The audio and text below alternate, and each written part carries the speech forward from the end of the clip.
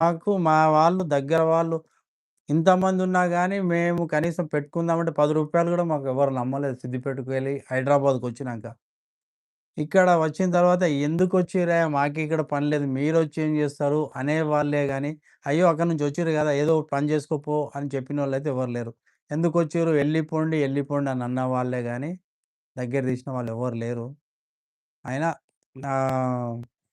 మన కష్టాన్ని జేసి మనకొక స్వీట్ హౌస్ అంకుల్ అని, స్వీట్ హౌస్ అనే పరశురాములని ఆయన ఎందుకు నరసింహ నీకెందుకు నేను ఉన్నా గదా!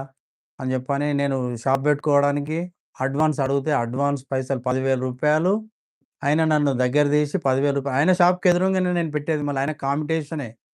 అయినా కాంపిటీషన్ నాకు పోటీ వస్తుందని అనుకోకుండా ఆయన రూ. 10,000 నాకిచ్చిండు. ఆ రూ. 10,000 తీసుకపోయి ఆయనకిచ్చి నేనక్కడ షాప్ బెట్టుకున్నా. చిన్నది బోండాలు, మిర్చి బజ్జీ, పొద్దున ఇడ్లీ, పూరి, దోస, సాయంత్రం పూట మిర్చి, ఎగ్ బజ్జీ, ఆలు బజ్జీ ఇలాంటివి పెట్టి అది జేసుకుంటూ ఆయన డబ్బులు కట్టేసి మెల్లగా చిట్టేసుకొని చిన్న చిన్న ఫైనాన్స్‌లల్ల ఆయన చెప్పిన ఆయన ఒక్కొక్క స్టెప్ చెప్తా ఉంటే ఆ స్టెప్‌ను అర్థం చేసుకొని చిన్న చిన్నగా అది చేసుకుంటూ ఇయాల ఈరోజు మీ ముందున్న అదే లైఫ్ స్టోరీని సేమ్ యాజ్ ఇట్ ఈజ్ అట్లనే కష్టపడి అక్కడ వండుకుంటూ ఈ ఇల్లు కట్టానండి. అదే ఇల్లు ఆంటీకి నేను నా పిల్లలకు ఆంటీకి గిఫ్ట్ ఇచ్చిన.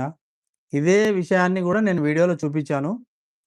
మీరు చూడండి. మా life story as it is